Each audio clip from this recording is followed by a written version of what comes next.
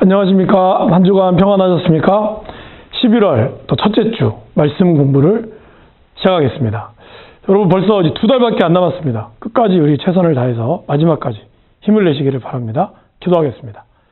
사랑과 은혜가 많으신 아버지 하나님, 오늘 우리에게 말씀을 읽게 하여 주시니 감사드립니다. 또 하나님의 말씀을 같이 풀며 또한 우리에게 은혜 주실 하나님을 기대합니다. 성령께서 함께하여 주시옵소서.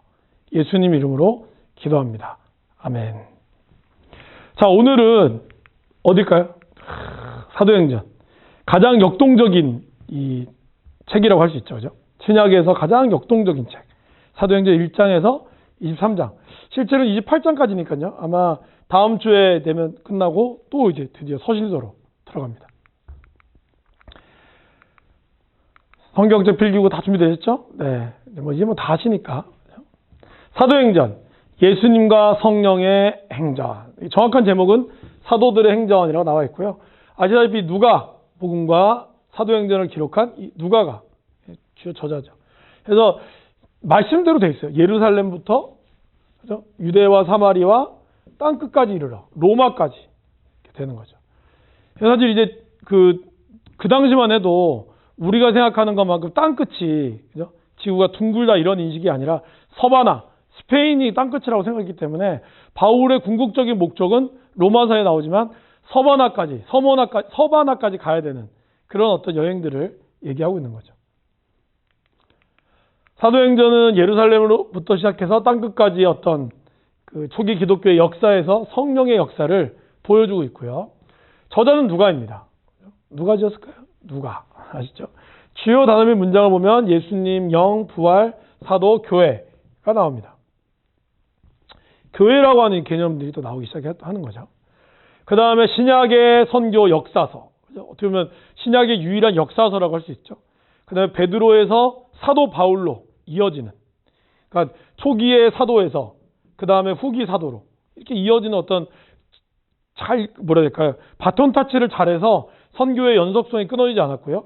또 예루살렘에서 땅끝까지 이어지는 그러한 선교의 여행. 결국에는 예수님이 성령이 너에게 임하시면 이렇게 될 거다라고 하는 것에 대해서 예루살렘과 온 유다와 사마리아 땅끝까지 이르러 내 증인이 될 것이다. 이거에 대한 어떤 말씀을 사도행전은 잘 충실하게 따라가고 있고 많이 들어보셨죠? 사도행전 29장은 저와 여러분이 쓰셔야 되는 그런 숙제가 있는 거죠. 사도행전 구조를 보시면요. 예루살렘, 그 다음에 확산이 되죠. 6장에서부터. 스데반 집사님의 어떤 그 죽음으로 인해서 오히려 더 복음이 확장되는, 머물러 있다가 확장되는. 그리고 사도행전에 보면 이방 선교, 그다음에 최후의 증거. 이방 선교는 뭘까? 1차, 2차, 3차에 걸친 선교 여행과 마지막 28장의 최후의 증거. 바울이 이제 예루살렘에서 체포돼서 하나님이 로마까지 내가 복음을 전할 것이다. 이거에 대한 어떤 약속들이 이루어지는 것을 보여주는 것이죠. 1번 볼까요? 이 1번 문제를 제가 왜 냈을까요? Why? 읽어볼까요? 이게 바로 사도의 조건이에요, 여러분. 그 당시에 사도의 조건은 뭐였을까요? 우리와 함께 다녀야 했다는 거예요. 우리와 더불어 뭐예요? 예수께서 부활하심을 증언할 사람. 그러니까 직접 눈으로 증언할 사람이라는 거죠. 그러니까 여러분, 예수님의 12제자만 생각하시면 안 돼요. 그죠? 500의 형제. 이걸 다 보여줬잖아요. 그러니까 예수님의 제자들이 굉장히 많았다는 게 보여주고 70명이 전도 나갔잖아요. 그러니까 그 당시에도 12제자 외에도 수많은 예수님의 제자가 있었다. 그래서 이제 뽑히게 된 거를 얘기를 하는 거죠. 그래서 1장 22절은 그 당시의 사도의 조건 얘기하는 거죠. 자, 여기 보시면 오순절에 예루살렘에 모인 사람들.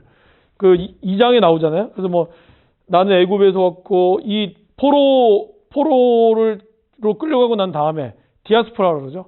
그러면서 각 지에서 다 이런 디아스포라인 유대인들이 오순절날, 그죠? 77절을 하기도 하고, 아주 유명한 절기 때 이들이 와서 마가의 다락방에서 그들이 하나님의 큰 일을 이야기하는 걸 듣고 깜짝 놀리죠. 얘도 다 이거 우리 방언인데? 왜 얘네들이 하고 있지? 근데 왜 똑같은 하나님의 큰 일을 얘기하고 있지? 성령의 역사가 그렇다는 겁니다. 인간이 하나가 되려고 할 때는 어떻게 될까요? 언어가 흐트러지는 거죠. 바로 바벨탑 사건이죠. 그러나 하나님이 하나로 뭉칠 때는 다른 언어들도 하나가 된다는 거죠.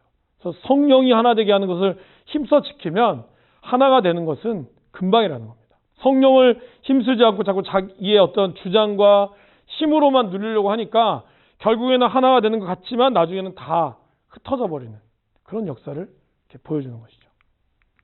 2번, 사도행전 2장에 나오는 베드로의 설교에 나오지 않는 말씀 볼까요?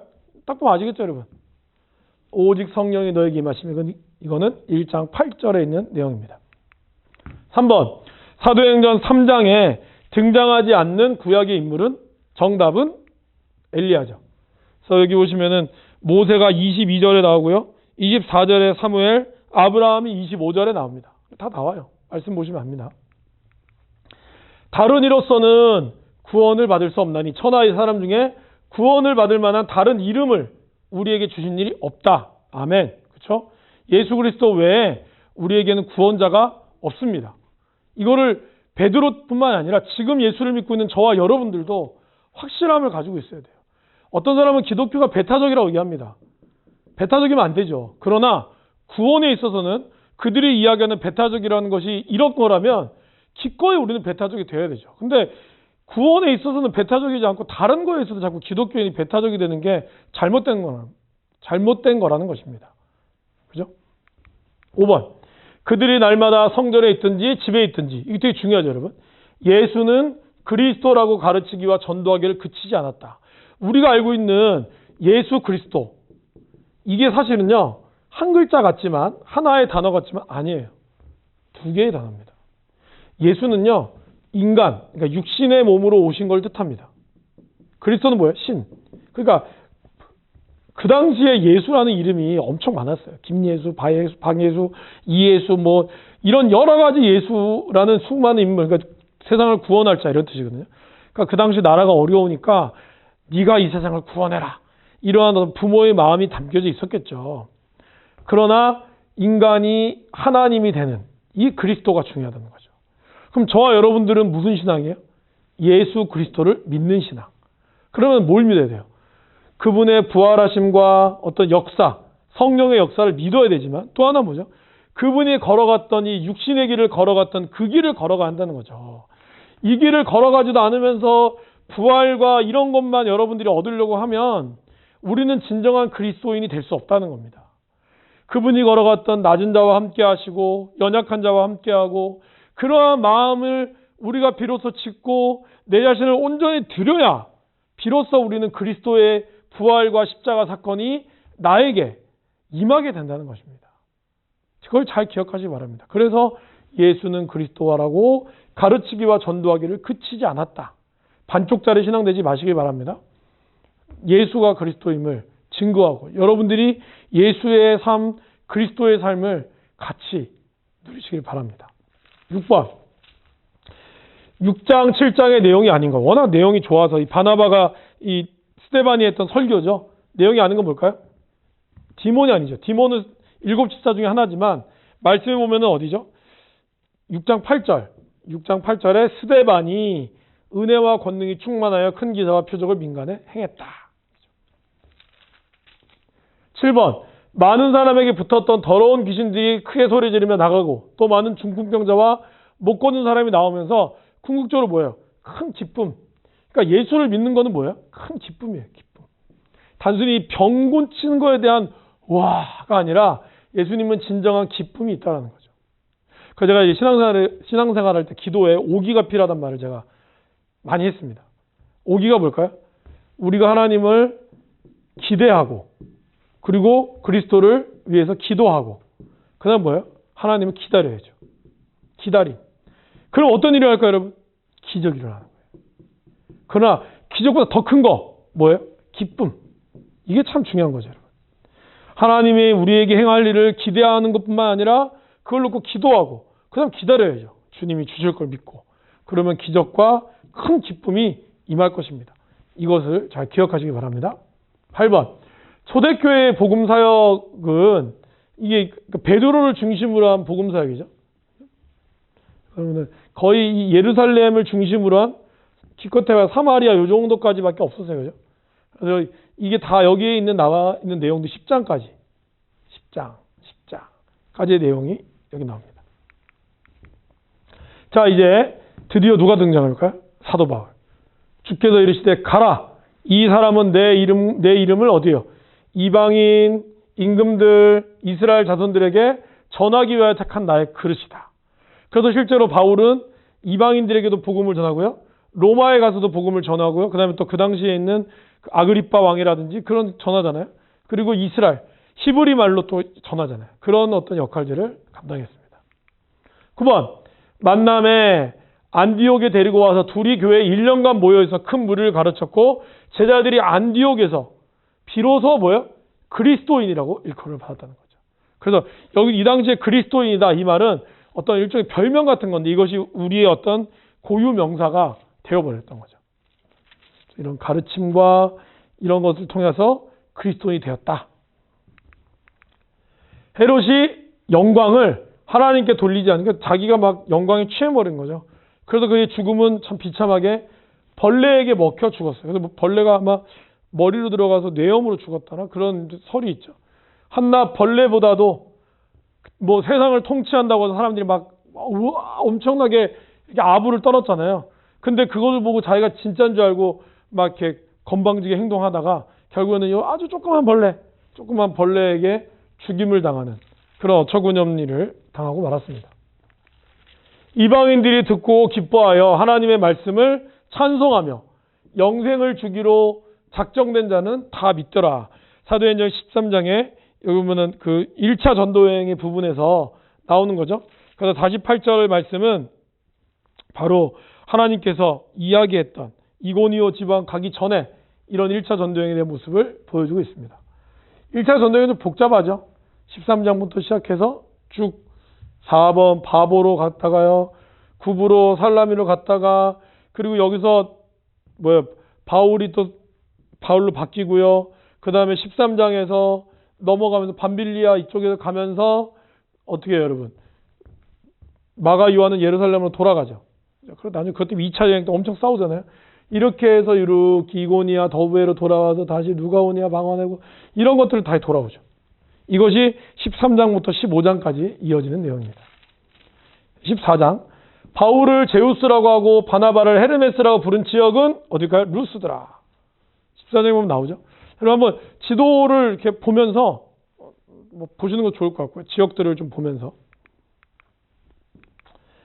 성령과 우리는 이 요긴한 것들 외에 아무 짐도 너에게 지우지 않는 것이 옳다. 그러니까 이게 예루살렘 회의인데 그 유명한 15장 예루살렘 회의인데요. 이 회의 때 먹는 거에 대한 부분이 나온 거예요. 그러니까 이방인들이 먹는 걸 먹어야 되냐 이런 것 앞에 결국에는 베드로의 어떤 고백, 자기가 11장에서 했던 이 고백을 통해서 성령과 우리는 요긴한 것들 외에 아무 짐도 너에게 지우지 않는 것이 옳다. 그러니까 이게 마음이 넓어야죠. 하나님의 복음이 우상의 재물과 피, 음행 스스로 상가면 잘 되리라. 평안함을 원하노라. 결국에는 교회의 평안함, 그리스도 안에서의 평안함을 통해서 복음이 잘 전달되길 원했던 거죠. 그러니까 초대교회가 위기가 없었던 것이 아닙니다. 하지만 이러한 어떤 권위들, 영적인 권위자들의 말에 순종했다는 거죠. 여러분 권위가 힘은 아닙니다. 권위는 사실 더 낮아져야 돼요. 그 권위를 인정하는 것. 이것이 좋은 거죠. 근데 권위가 사라지면 뭐가 남을까요, 여러분? 권력만 남는 거예요. 권력은 사람들 인정받지 못해요. 그냥 힘과 자기가 가지고 있는 숫자, 그래서 뭐 투표할 때 숫자 동원하고 이런 거 있죠? 이런 것들이 다 하나님 앞에 좋은 게 아닙니다. 권위들이 무너지니까 권력만 난무하는 거예요, 여러분. 성경의 말씀을 잘 새겨 들으실 필요가 있습니다. 2차 전도여행이 이제 시작되죠. 그래서 더 커졌습니다, 여러분. 특별히 이제 아까는 이쪽으로 해서 갔다면 이제는 이제 내륙을 따라서 이렇게 도는 거죠. 비두니아, 무시아 그리고 드디어 어디로 갔을까요? 그리스, 아테네까지 나오는 2차 전도여행의 길들이 나옵니다. 복잡하죠. 그냥 여러분들이 읽어가면서 꾸준히 찾아보시면 좋을 것 같습니다. 성령이 아시아에서 말씀을 전하게 못하게 하시거늘 그들이 부르기아와 갈라디아 땅으로 갔다. 결국 사도 바울이 왜 이 동쪽으로 가지 않았을까? 그거는 성경은 이렇게 아시아로 가지 못하게 해서. 만약에 아시아로 갔었으면 글쎄요. 우리가 먼저 유럽 같이 됐을까요? 그거는 알 수 없지만 어쨌든 이런 일들이 있었습니다. 이는 정하신 사람으로 하여금 천하를 공의로 심판을 나를 작정하시고, 이게 아덴에서의 설교거든요. 이 설교를 통해서 사실 사도 바울은 자기가 가지고 있는 모든 지식을 동원했지만 사람들이 흔히 하는 말로 씨도 안 먹힌 거예요. 그래서 그는 고린도전서에 내가 예수와 십자가 외에는 다른 것은 전하지 않기로 작정하였다. 이 말을 한 것이 이 아덴에 나오는 이름 없는 신까지 섬기며 온갖 잡심들을 다 섬겼던 그들을 향한 사도 바울의 거룩한 분노였으나, 그러나 결과적으로 그가 이제 원했던 만큼의 어떤 선교적 열매를 맺지는 못했죠. 그렇다고 전혀 없었던 건 아니고요. 이런 것들이 있습니다. 16번. 생업이 같다. 누구랑 생업이 같을까요? 사도행전 18장에 보면은 누가 나올까요, 여러분? 18장에 보면은 아덴을 떠나 고린도에 이르러 누구요? 아굴라라고 하는 사람을 만나요. 그리고 거기서 또 누가요? 브리스길라와 아굴라. 이들과 생업이 같다 그랬어요. 생업이 뭘까요? 천막 만드는 사람. 천막. 바울은 자기가 이제 어떻게 보면 평신도 선교사인 거죠. 그래서 자기가 일을 하면서 선교를 하고, 그래서 받았던 선교의 어떤 헌금들은 또 그 교회를 위해서 돕는 데 사용하고. 3차 전도여행 또한 굉장히 넓죠. 쭉 가서 결국에는 아덴까지 넘어가는, 근데 약간 다르죠. 아까는 뭐 이렇게 갔다면 또 아시아로 가지 못하고 넘어가서 이렇게 갔던. 근데 궁극적으로 이제 로마로까지 향하는 그런 길들을 가게 됐습니다. 17번. 사도행전 19장에서 바울이 에베소에 있을 때 일어난 일이 아닌 것은 유두고를 살린 거죠. 유두고를 살린 거는 사도행전 20장 말씀에 나옵니다. 그래서 여러분 20장에 보면은 마게도냐와 헬라를 다니면서 거기서 밤새도록 강론하다가 유두고를 살리게 되는 거죠. 근데 이제 1번, 2번, 3번 말씀이 나와 있습니다. 18번. 내가 달려갈 길과 주 예수께 받은 사명, 곧 하나님의 은혜의 복음을 증언하는 일을 마치려 하면은 나의 생명조차 조금 더 귀한 것으로 여기지 아니하노라. 20장 24절 말씀이죠. 19번. 나는 유대인으로 길리기아 다소에서 났고 이성에서 자라 가말리알의 문화에 속했다. 그러니까 그는 순수혈통 유대인이고 가말리알에서 아주 엄청난 교육을 받은 사람이다라고 자기 자신은 어떤 좀 간증이죠, 여러분. 9장과 22장, 26장에서 간증이 나오잖아요. 그래서 하나님 어떻게 믿게 됐는지, 어떻게 예수님을 믿게 됐는지에 대한 간증이 나오는데 그 중에 한 문제입니다. 마지막 20번. 그날 밤에 주께서 바울 곁에 서서 이르시되 담대하라. 내가 예루살렘에서 나의 일을 증언한 것 같이 로마에서도 증언해야 하리라. 그래서 사도 바울은 사실은 로마로 가지 않아도 됨에도 불구하고 예수님의 이 말씀에 순종해서 내가 로마에서도 복음을 전하겠다라고 하는 이러한 어떤 강력한 확신함을 가지고 살아갔던 것입니다. 자, 사도행전의 말씀을 쭉 한번 훑어봤습니다. 아무래도 이제 지도를 좀 보면서 해야 되는데 시간 관계상 그건 어렵고 여러분들이 한번 보면서 특별히 지명 나올 때마다 형광펜이나 이런 걸 색칠을 하면서 해보시면은 좀 도움이 되지 않을까요? 그리고 유튜브에 인터넷이나 이런 데도 지도가 잘 나와 있거든요. 제가 일단 채널에 올려놓을 테니까 여러분 채널 들어가서 보실 분들은 다운받아 보시고 아니면 여러분들이 뭐 성경책 가지고 계시다거나 이런 걸 통해서 보시면 좋을 것 같습니다. 이제 다음 주는 사도행전 넘어가고 또 서신서로 들어갑니다. 거기에서도 아주 좋은 말씀들이 많잖아요. 여러분들이 아는 말씀들. 이 말씀들을 가지고 특별히 이제 약간 신학적으로 중요한 말씀들을 중심으로 문제를 내도록 하겠습니다. 한 주간 또 수고하셨습니다. 다음 주에 뵙겠습니다. 감사합니다.